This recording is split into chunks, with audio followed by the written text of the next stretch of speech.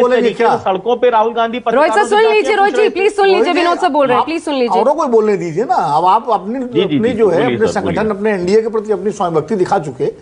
आप जब इधर थे तो आपके नेता क्या क्या कहते थे? नहीं, तब तक आप जब समाजवादी पार्टी इंडिया गठबंधन में थे और किसानों के आंदोलन के दौरान क्या क्या आप लोगों ने नहीं कहा प्रधानमंत्री जी के बारे में? पुराने रिकॉर्ड निकाल के देख लीजिए।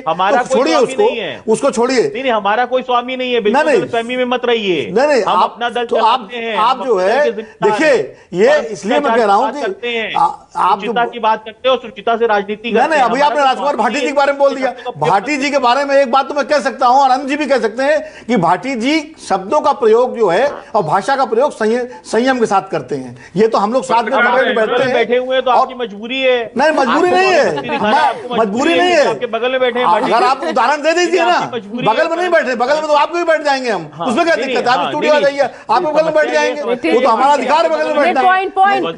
इस तरह की बात भाटी जी, ये पर्सनल लड़ाई नहीं, पॉइंट रख रहे हैं विनोद जी। रोहित जी सुन लीजिए उसके बाद। रोहित जी आप थोड़ा, रोहित जी रुक जाइए, आपको इस समय बटरी मुद्दे पर रखते हैं। रोहित जी रुक जाइए, मुद्दे पर रखते हैं, आपकी और इनकी लड़ाई नहीं है। कल से आता हूँ। देखिए, हमारा स्टैंड वही रहता है जो आज है, जो कल है। आपका बदलता रहेगा, कल को आप फिर बदलोगे, मुझे मालूम है। इसे आप छोड़ दो उसको, और तब आप कुछ और बोलोगे। या आप कितनी बार आप इधर से उधर जाते रहते हो, तो उसमें मत जाइए। राजनीतिक दलों की नेताओं की क्या कोई भरोसा नहीं है, और खासकर जो पाला बदल। मैं जो बात कर रहा था, जल्दी से मैं जो बात कर रहा था, देखिए ये बात सही है कि राहुल गांधी ने जो बोला उसके अपने अपने इंटरप्रिटेशन है।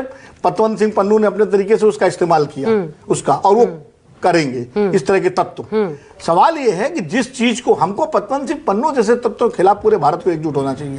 जो राजनीतिक दलों का स्वर इस पर आना चाहिए एक साथ। राहुल गांधी से आप निपटते रहिए देश के अंदर, देश के बाहर, लेकिन अगर कोई आतंकवादी, कोई खालिस्तानी, कोई अलगाववादी हमारे देश के बारे में कुछ बोल रहा हो तो उस पर एक संवेद स्वर जाना चाहिए भारत की तरफ से। एक तो ये है, आपस में ही आप लड़ करके उनको आप वो आगे बढ़ाओगे। दूसरी बात ये है कि बिल्कुल सही बात है कि कांग्रेस पार्टी ने भी अतीत में बहुत गलतियां की हैं और भारतीय जनता पार्टी ने भी की हैं। इतिहास में आप जाएंगे तो दोनों तरफ के ऐसे ऐसे बयान निकल के आएंगे कि आपको लगेगा क्या हुआ। जहां तक हिटलर वाला नारा है, तो ये नारा तो सोशलिस्ट भी लगाया करते थे इंदिरा गांधी के जमाने में कि हिटलर शाही नहीं चलेगी, जो हिटलर की चाल चलेगा हिटलर। तो ये सब राजनीतिक नारे थे, लेकिन कब्र खुदेगी वाला नारा बेहद आपत्तिजनक नारा है। नहीं, अभी सर बांग्लादेश में जो कहा गया कि जो बांग्लादेश में हो रहा है वो भारत में हो सकता है, उसको जो तमाम चीजें। नहीं, देखिए वो एक जनरल बात है, वो कहें गलत है, लेकिन व्यक्ति पर अगर आप प्रधानमंत्री पर, एक निर्वाचित प्रधानमंत्री के बारे में ऐसा बोलेंगे तो निश्चित रूप से वो बेहद आपत्तिजनक है। हाँ, राजा पटेरिया को कांग्रेस पार्टी ने निकाल दिया था, ये भी है। कमलनाथ प्रदेश अध्यक्ष थे, राजा पटेरिया ने जब बोला तुरंत अगले दिन को सस्पेंड कर दिया गया, और यही पार्टी कार्रवाई कर सकती थी। बाद में उनके खिलाफ हुई और कांग्रेस ने पैरवी भी नहीं की उनकी, वो तो बाद में विवेक तनखा गए उनको। मैं ये कह रहा हूं जो सिलेक्टिव कार्रवाई पार्टियां करती हैं इन सब मामलों में, कम से कम बार बार मैं कहता हूं ऐसे मामलों में पार्टियों के शीर्ष नेतृत्व एक आम सहमति बना लें कि किसी भी पार्टी से अगर कोई इस तरह का आपत्तिजनक बयान देगा फौरन कार्रवाई करें बिना किसी लाग लपेट के, तब ये चीजें रुकेंगी, नहीं तो चलता रहेगा। ठीक है, बिल्कुल।